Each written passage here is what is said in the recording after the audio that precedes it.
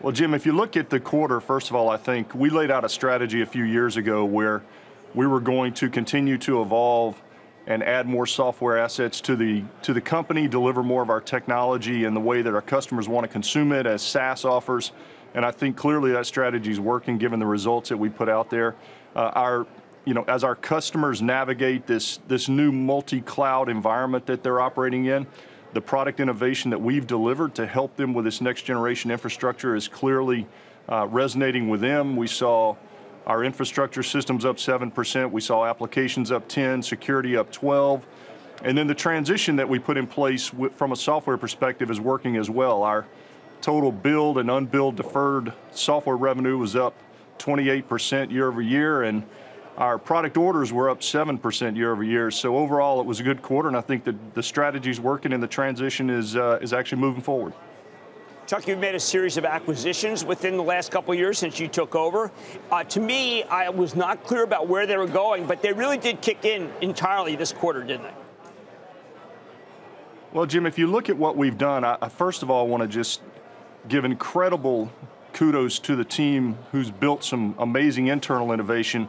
We delivered this intent-based networking architecture last summer, and the Catalyst 9000, which also carries a software subscription on top of it, as I've said before, is the fastest ramping product in the history of the company, and last quarter just continued that momentum. So our teams have built some incredible innovation, and at the same time, we've added to that through these acquisitions, and most recently we announced our acquisition of Duo, which is going to provide a critical part of our security architecture going forward around identity. So if you look at that, if you look at App Dynamics and the success we're having with application analytics, with infrastructure analytics, these acquisitions are playing a key role in addition to the great innovation that our teams have built. Chuck, there's a moment in the conference call where Kelly Kramer, your excellent CFO, actually says, I think the environment's very strong. Now, she's speaking about Europe, but Cisco's a big company. The world has to be better, not just the United States, if you're putting up these kinds of numbers.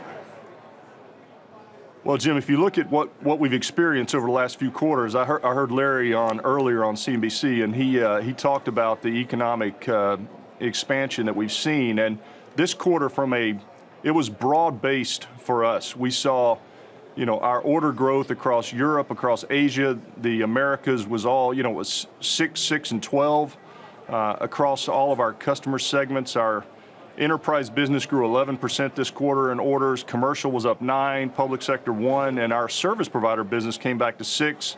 Emerging countries was up 12. So it was a broad-based, performance, and it's a combination of two things. As I said on the call yesterday when I was asked about this, we clearly have created a great deal of innovation and momentum with the solutions that our customers are looking for, and at the same time, we have the benefit of what we've seen from a very strong economy around the world.